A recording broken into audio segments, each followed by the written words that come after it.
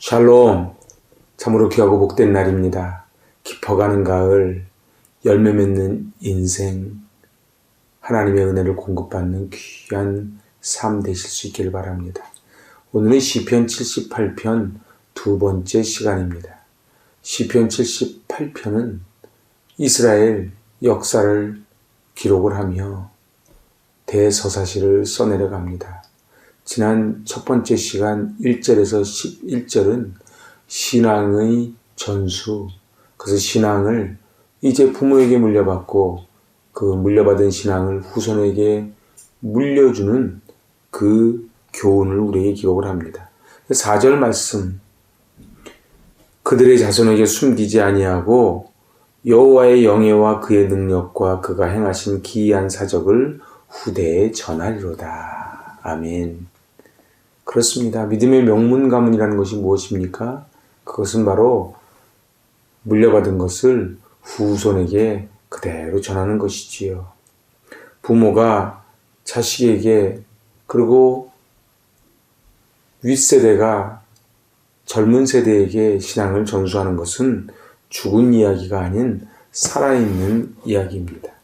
그래서 시인이 이 대서사시를 쓰는 이유는 바로 이스라엘 역사를 통하여 후대에게 가르치고자 하는 교훈의 시입니다. 이제 오늘 시편 78편 두 번째 시간 바로 9절로 17절의 말씀을 통해 은혜를 나누고자 합니다. 오늘 9절은 이렇게 시작을 합니다. 에브라임 자손은 무기를 갖추며 활을 가졌으나 전쟁의 날에 물러갔도다. 이스라엘에 12지파가 있습니다.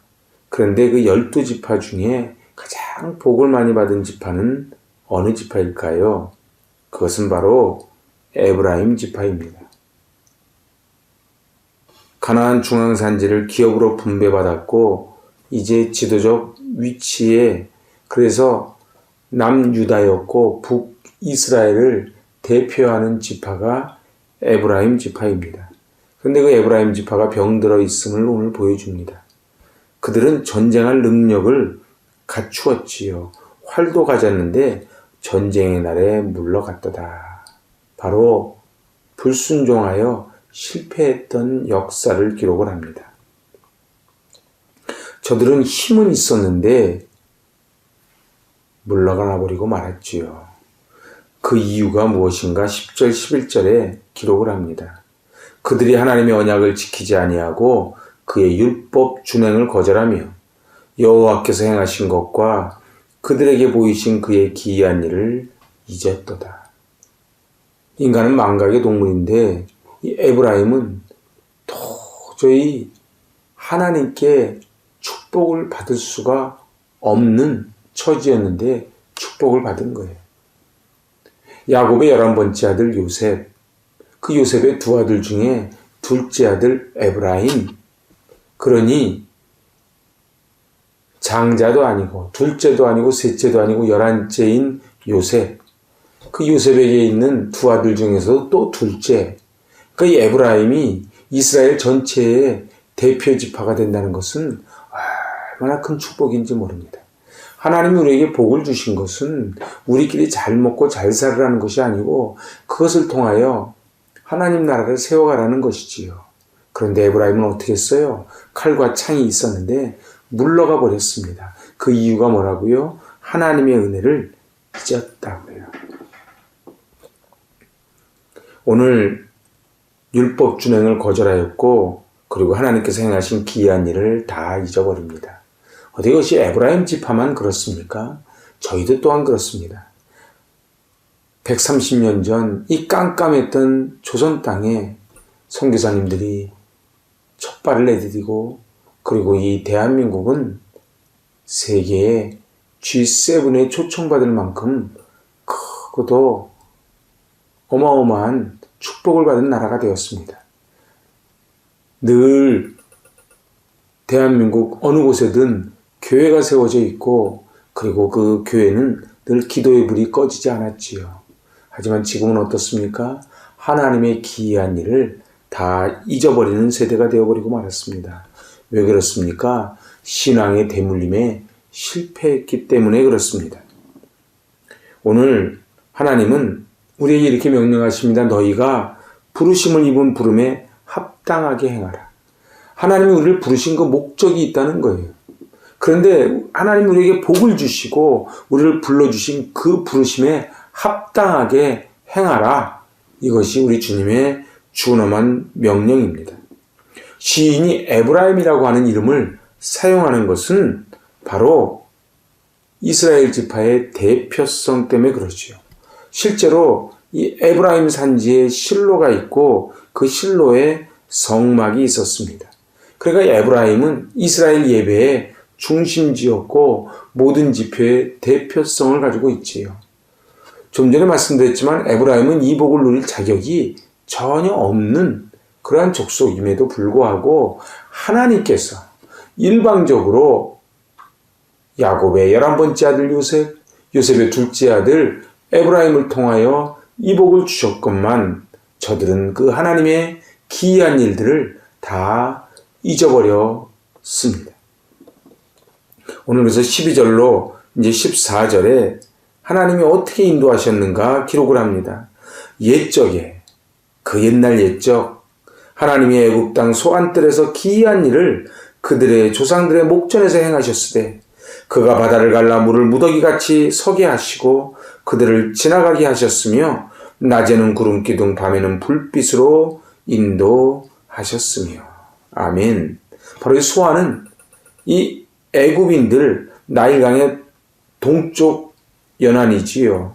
고대 애굽인들이 바로 제인이라고 불렀던 곳입니다. 이곳은 모세가 이적을 행한 곳이기도 하지요. 그러니 옛적에 하나님이 애굽 땅 소안들에서 기이한 일을 그들의 조상들의 목전에서 행하였다. 바로 모세를 통하여 하나님이 10가지 재앙을 내리신 것을 누가 봤어요? 그들의 조상이 눈앞에서 보았다는 것이지요. 그리고 그 출애굽하는 과정에서도 바다를 돌무더기처럼 세워 주시고 그리고 지나가게 하고 낮에는 구름기둥 밤에는 불기둥으로 인도하여 주셨는데 그것을 다 잊어버렸다는 거예요. 우리가 이 은혜를 유지하고 살아가는 비밀이 뭡니까? 기억하는 겁니다. 그래서 신명기의 키워드가 기억하라입니다. 받은 복을 세워보아야지요.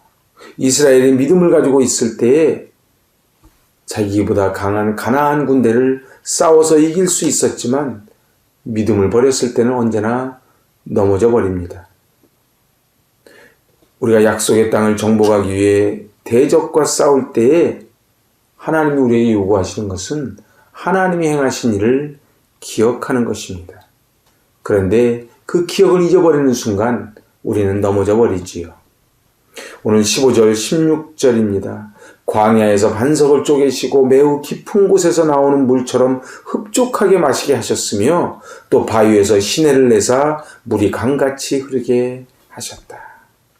바로 목이 말라 불평하는 이스라엘 백성에게 반석을 갈라 물을 주셨던 르비딤 사건을 연상케 합니다. 하나님께서 반석에서 물을 갈라 강같이 흐르게 한 것은 우연한 행동이 아닌 바로 예수 그리스도의 사역을 예표하는 것입니다. 그래서 오늘 사도 바울은 고린도 교회에게 보낸 편지 속에 예수 그리스도는 곧 반석이라고 기록을 합니다. 반석 대신 예수 그리스도께서 생수가 날 때에 우리는 그 물을 마심으로 살아날 수 있는 것이지요. 그럼에도 불구하고 이스라엘 백성들은 여전히 잊어버리고 불평합니다. 그래서 마지막 17절입니다. 그들은 계속해서 하나님께 범죄하여 메마른 땅에서 지존자를 배반하였도다. 하나님이 구름기둥 불기둥으로 인도해 주시고 그리고 반석을 쪼개어 물을 내어 주시고 만나와 메추라기로 먹여 주셨는데 거듭 불신앙적인 태도를 보입니다. 저들은 환경이 척박할수록 하나님을 의지해야만 하고 그리고 하나님께서 인도해 주심에 감사가 넘쳐야 되는 것이지요. 그런데 저들은 감사는커녕 원망과 배신으로 일관했다는 것이지요. 그래서 우리는 감사하기보다는 불평하고 원망하는 바로 저 이스라엘 백성들의 후회와 같이 우리도 또한 늘 하나님이 여기까지 인도해 주셨는데 늘 우리는 불평하고 원망합니다. 우리가 받는 교훈이 무엇입니까? 자기의 능력에 합당하게 행하는 자가 충성스러운 사람입니다. 우리는 하나님을 배반하기 쉬운 속성을 지닌 존재들입니다. 이스라엘 백성들의 광야에서의 삶은 늘 하나님께 배반하고 그리고 지도자에게 대적하는 삶이었습니다. 우리도 그러지요. 조금만 어려워도 하나님을 원망하기가 쉽습니다. 우리는 모두 죄의 본성을 지니고 있습니다. 조금만 어려워도 하나님을 원망하고 하나님을 배반할 수 있다는 사실을 우리는 늘 경계해야만 합니다. 이 광야 학교를 통과하며 우리는 하나님을 바라보는 훈련, 바로 에브라임 안에 실로가 있었지만 그 에브라임이 하나님을 배반했듯 우리에게 실로가 있는데 우리는 실로를 멀리 떠나버리지요. 광야에서 이스라엘 백성들의 삶은 하루하루가 기적의 삶이었습니다. 아침마다 내리는 만나를 먹고 메추라기를 먹고 그리고 낮에는 구름기둥으로 가리워 주시고 밤에는 불기둥으로 인도해 주셨지요. 어찌 보면 우리의 인생도 하나님의 도움 없이는 단 하루도 살아갈 수 없는 광야 학교를 통과하고 있습니다. 고난과 시련 가운데 나타날 하나님의 역사를 기대하는 성숙한 저 여러분이 되었으면 좋겠습니다. 그리하여 오늘 이 시편 기자는 자기 조상들의 그 하나님의 배반, 잊어버린 것을 경계하고 후손들에게 전하겠다는 것이지요. 자, 마지막 신명기 20장 1절 말씀을 읽으며 오늘 말씀 마칩니다. 내가 나가서 적군과 싸우려 할 때에 말과 병거와 백성이 너보다 많음을 볼지라도 그들을 두려워하지 말라. 애굽 땅에서 너를 인도하여 내신 내 하나님 여호와께서 너와 함께 하시느니라. 아멘. 믿음이 뭡니까? 보지 못하는 것들의 증거고 바랄 수 없는 가운데 우리는 증거를 붙잡고 가는 것이지요.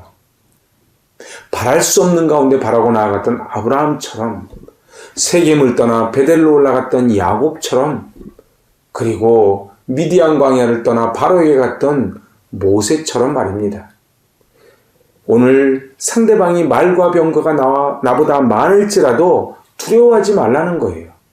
왜요? 우리에게는 체바오트 하나님, 그 하나님이 계시기 때문에 그렇다는 것이지요. 오늘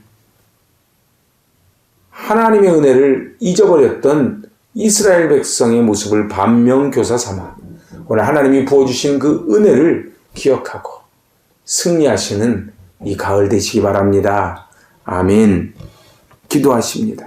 하나님 아버지, 말과 병거가 많을지라도 그들을 두려워하지 말게 하여 주시고 참으로 이 사랑하는 조국 대한민국, 하나님이 복을 부어주셔서 여기까지 왔는데 그 복을 잊지 말게 하여 주시고 이것을 우리 후대에게 잘 전하는 믿음의 제사장 계승자들 되게 하여 주시옵소서. 예수님의 이름으로 감사하며 기도하옵나이다. 아멘. 할렐루야. 열매 맺는 이 가을 되실 수 있기를 바랍니다. 아멘.